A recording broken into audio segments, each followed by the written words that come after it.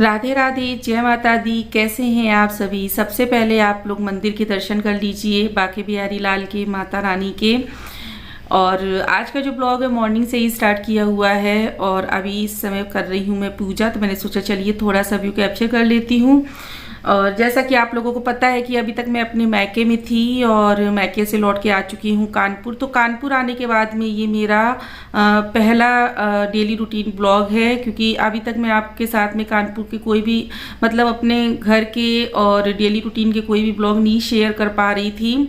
कुछ दिनों से तबीयत भी बहुत ज़्यादा ख़राब चल रही थी और गर्मी भी इतनी ज़्यादा पड़ रही है कि कुछ भी काम करने का मन नहीं होता है।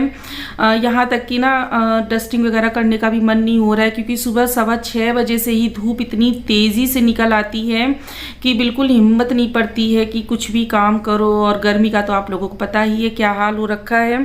तो अभी बस पूजा करने के बाद में आ गई हूँ किचन में और बना रही हूँ खाना, क्योंकि नाश्ते में तो ब्रेड वगैरह हो जाती है और ये लगता है कि हल्का फुल्का खाना बना लो। खाना बनाने की भी हिम्मत नहीं पड़ती है, ना ही भूख लगती, बस पानी पी पी के पेट भरा रहता है। ऐसी हालत हो रखी है मेरी, क्या सभी लोगों की ऐसी हालत हो रखी है। तो चलिए बातें बहुत हो गई और आज मैं आप लोगों के साथ में बहुत ही अच्छी कुकिंग टिप्स शेयर करने वाली हूँ, क्योंकि काफ़ी लोग दाल बनाते हैं अपने अपने तरीक़ों से। पर आज मैं आप लोगों के साथ में जिस तरीके से दाल बना के शेयर कर रही हूँ ना, तो इस तरह से अगर दाल बनाएंगे ना तो कभी भी गैस, एसिडिटी या फिर जो कहते हैं ना कि मतलब जिनको दाल नुकसान करती है, कभी कभी गैस बना देती है और यूरिक एसिड की भी प्रॉब्लम हो जाती है। अगर इस तरह से आप दाल बनाएंगे ना तो आपको कभी भी गैस, एसिडिटी और यूरिक एसिड की प्रॉब्लम नहीं होगी, क्योंकि ये जो तुअर दाल होती है, येलो दाल होती है ना, ये हर किसी को सूट नहीं करती है। खा तो सभी लोग लेते हैं पर ज़्यादातर लोगों को मैंने सुना है कि बहुत ज़्यादा गैस बनती है, एसिडिटी की प्रॉब्लम हो जाती है। इवन मेरे साथ भी यही है। अगर मैं ना घंटे भर की भी रखी हुई दाल खा लूँ ना तो मेरी भी तबीयत दाल खाने से बिगड़ने लगती है। लेकिन आज मैं जिस तरीके से दाल बना रही हूँ, अगर इस तरीके से दाल बनाएंगे ना तो कभी भी नुकसान नहीं करेगी। तो यहाँ पर देखिए, जैसे ज़्यादा कुछ नहीं करना है, बहुत ही सिंपल तरीका है। काफ़ी लोग इस तरीके से बनाते भी हैं, काफ़ी लोग नहीं बनाते हैं, तो उनके लिए एडवाइस करूँगी कि आप इस तरह से दाल बनाइए तो आपको कभी भी गैस, एसिडिटी और यूरिक एसिड की प्रॉब्लम नहीं होगी। क्योंकि दाल ज़्यादा खाने से बहुत जल्द यूरिक एसिड की भी प्रॉब्लम हो जाती है, जिनको थायराइड वगैरह हाई रहती है, जैसे कि मेरे साथ भी यही प्रॉब्लम है। तो यहाँ पर देखिए, मैंने ना पानी पहले गर्म होने के लिए रख दिया था। जब पानी बहुत अच्छे से खौलने लगा था तो मैंने उसमें दाल ऐड कर दी है और गैस की फ्लेम को लो कर दिया है। अब ये जो झाग बन रहा है ना, यही झाग हमारी बीमारियों का कारण होता है। ये जो दाल में झाग देख रहे हैं ना आप लोग वाइट कलर का, तो इसको मैं आँच को तेज करके और इसको अच्छे से उबाल आने के लिए मतलब हाई फ्लेम कर लूँगी और फिर इसको लो कर दूँगी। अब सारा झाग उतार लेंगे। ऐसे ना आपको 1 से 2 बार करना है। अभी ये मैंने फर्स्ट टाइम इसका झाग उतारा हुआ है और जैसे ही झाग इधर का ख़त्म हो जाएगा तो फिर मैं गैस की फ्लेम को फिर से हाई कर दूँगी और जो भी झाग बनेगा दाल में उसको मैं फिर से उतार लूँगी। और जब ये झाग उतार लेंगे तो उसके बाद ही इसमें हल्दी और नमक ऐड करना है। अब गर्मियों की दाल में तो हमारे घर में कच्ची आम भी ऐड की जाती है, तो कच्ची आम वाली दाल भी बहुत अच्छी लगती है, खट्टी खट्टी टेस्टी लगती है। हमारे यहाँ तो गर्मियों भर इसी तरीके से दाल बनाई जाती है। देखिए यहाँ पर मैं ये सेकंड टाइम इसको गैस की फ्लेम को हाई करके और इसका झाग उतार रही हूँ। अगर आप लोग इस तरह से दाल नहीं बनाते हैं ना तो आप लोग भी बहुत बड़ी गलती कर रहे हैं। आप लोग इस तरह से दाल बनाइए तो आगे फ्यूचर में आने वाली बीमारियों का सामना नहीं करना पड़ेगा। पहले मुझे ये बात पता नहीं थी, पता भी थी तो जब कभी मैं लापरवाही कर देती थी, लेकिन जब उस लापरवाही का शिकार मैं खुद हो गई ना तो मैंने ये लापरवाही करना छोड़ दी है। अब यहाँ पर देखिए, इसमें मैंने थोड़ा सा पानी ऐड कर दिया था क्योंकि मुझे लग रहा था शायद पानी कम हो जाएगा दाल में। तो कच्ची आम ऐड कर दी है, हल्दी ऐड कर दी और नमक ऐड कर दिया है। बस अब गैस कुकर की लिड को कवर कर देंगे और उसके बाद इसको बनने के लिए रख देंगे। खाना हमेशा धीमी आंच में बनाइए। खाना सभी लोग अपने अपने तरीक़ों से बनाते हैं, लेकिन काफ़ी लोगों को देखा है गैस की फ्लेम को हाई करके खाना बनाते हैं, सब्ज़ी हो, दाल हो, चावल हो, यहाँ तक कि अगर दूध भी गर्म करना है तो गैस की फ्लेम को हाई करके ही करते हैं, जो कि बस मतलब बहुत ज़्यादा जिससे गैस भी बर्बाद होती है, नुकसान भी करता है, यहाँ तक कि हमारी चीज़ें भी ख़राब हो जाती हैं। कभी कभी दूध उबल के फैल जाता है लापरवाही से, और कभी कभी खाना हमारा जल जाता है। गैस की फ्लेम को लो करके हमेशा खाना बनाइए तो खाना जो है ना बहुत अच्छे से कुक हो जाता है, पक जाता है, और जिससे फिर हमको पेट में कोई भी प्रॉब्लम नहीं होती है। तेज़ आंच वाला खाना जल्दी बन जरूर जाता है, लेकिन वो अंदर से अच्छे से कुक नहीं होता है, बल्कि वो गल जाता है और कभी कभी जल भी जाता है।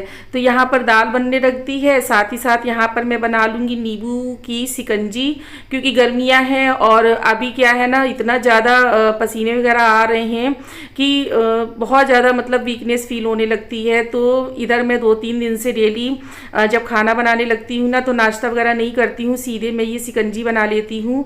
नींबू, चीनी और नमक, चीनी की मात्रा मैं थोड़ी कम रखती हूँ, और क्योंकि फिर यही रहता है ना दिन में 2 बार पीना है तो चीनी ज़्यादा डाल लेंगे तो चीनी भी ज़्यादा होने लगती है बॉडी में, तो मैं इसमें ना कम मात्रा में चीनी डालती हूँ और काला नमक ऐड कर देती हूँ, नींबू और ढेर सारी बर्फ़ डाल देती हूँ, खूब ठंडा ठंडा करके इसको पीती हूँ।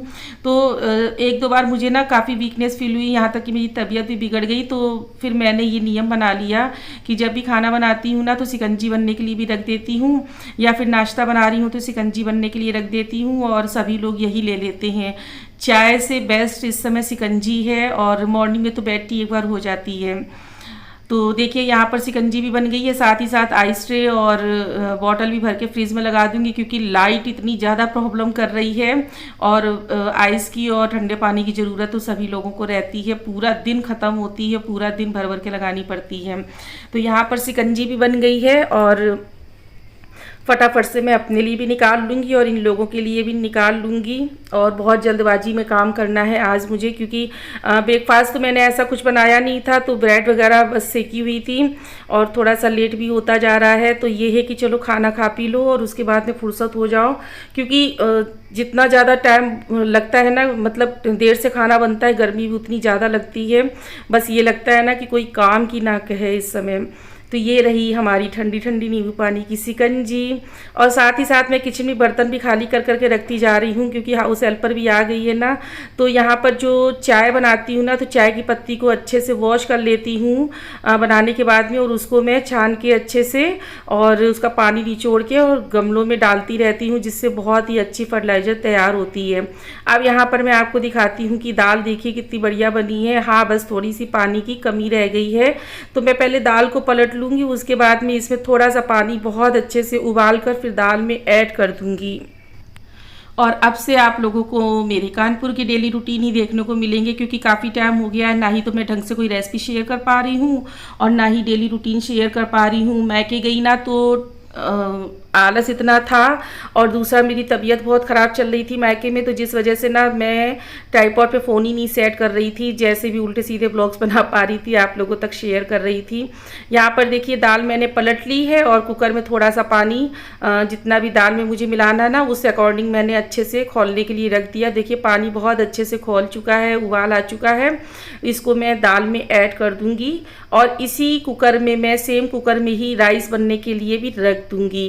तो ये देखिए हमारी जो दाल है ना बिल्कुल परफेक्ट हो गई है, और अब यहाँ पर मैं इसमें पानी ऐड कर दे रही हूँ, क्योंकि राइस भी सेम कुकर में ही बनाऊँगी। क्योंकि बर्तन चाहे मुझे धोने हो या फिर हाउस हेल्पर को धोने हो, भाई शरीर सबका एक सा है, गर्मी सभी को लगती है। अब किचन में तो कोई पंखा वगैरह लगा के रखता नहीं है कि चलो भाई ठीक है काम कर लो, और लगाने वाले लगा के भी रखते हैं, पर मेरी किचन में फ़ैन नहीं है, जिस वजह से ना उसको बहुत ज़्यादा गर्मी लगती है। तो मुझे लगता है जैसे मुझे प्रॉब्लम होती है वैसे ही दूसरों को भी प्रॉब्लम होती है। तो इसी वजह से कोशिश करती हूँ कि जितना भी कम से कम बर्तन निकले तो उतना ही ठीक है। अब यहाँ पर कुकर चावल वाला कुकर मैं दूसरी फ्लेम पे रख दूँगी और इसमें मैं दाल में तड़का लगा दूँगी।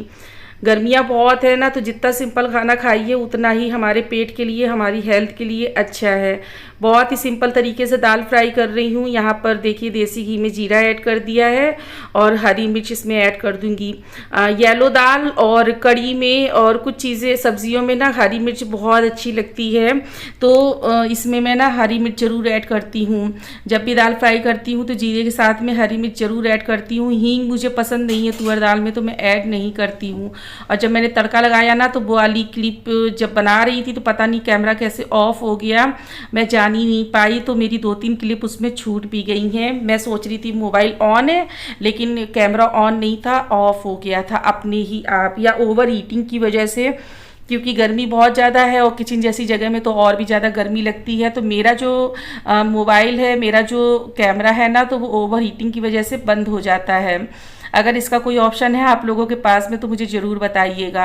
अब यहाँ पर बना लूँगी फटाफट से चपाती, और सबसे पहले गाय के लिए रोटी बना रही हूँ और उसके बाद में घर की रोटियाँ बना लूँगी। राइस भी एक तरफ मैंने बनने के लिए रख दिया है, और जितनी जल्दी हो उतनी जल्दी मैं काम से फ्री हो जाऊँ।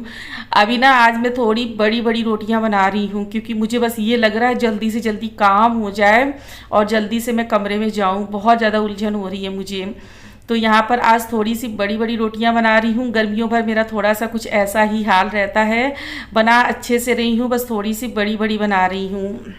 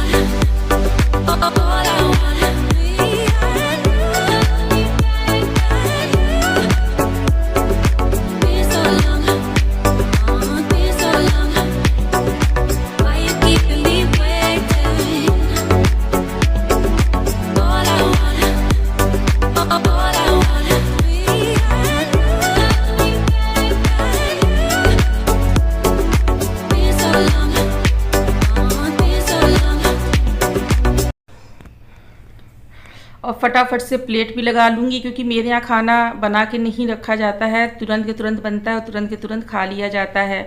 और ये देखिए सिंपल सी दाल है और कितनी ज़्यादा डिलीशियस लग रही है देखने में।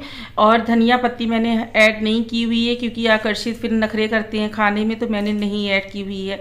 आकर्षित को तो बस एक पूरी कच्ची आम निकाल के दे दो दाल के साथ में, तो वो मन से खा लेता है। तो ये ना पहली कटोरी आकर्षित की ही निकल रही है, क्योंकि आकर्षित को कच्ची आम वाली दाल बहुत ज़्यादा पसंद है। अगर कच्ची आम नहीं ऐटोगी ना तो वो दाल नहीं खाएगा, यहाँ तक कि उसे सर्दियों में भी इसी तरीके से चाहिए।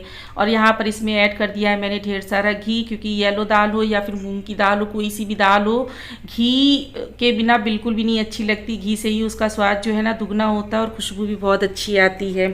और फटाफट से यहाँ पर रोटी भी लगा लूँगी। और मैंने थोड़ी सी परवल आलू की सब्जी बनाई हुई थी, जिसकी रेसिपी मैंने शेयर नहीं की हुई है, क्योंकि अभी ये वाली प्लेट में कान्हा जी को भोग लगाऊंगी, उसके बाद में कटोरी प्लेट में ही मैं सब्जी रखूँगी, क्योंकि सब्जी में मैंने प्याज लहसुन ऐड किया हुआ था, तो इसीलिए पहले मैंने प्लेट में सब्जी नहीं रखी थी, क्योंकि पहले भोग लगाने गई हुई थी। आज का आप लोगों को लंच रूटीन कैसा लगा ज़रूर बताइएगा। पसंद आया हो तो like share and subscribe. Bye, Radhe Radhe.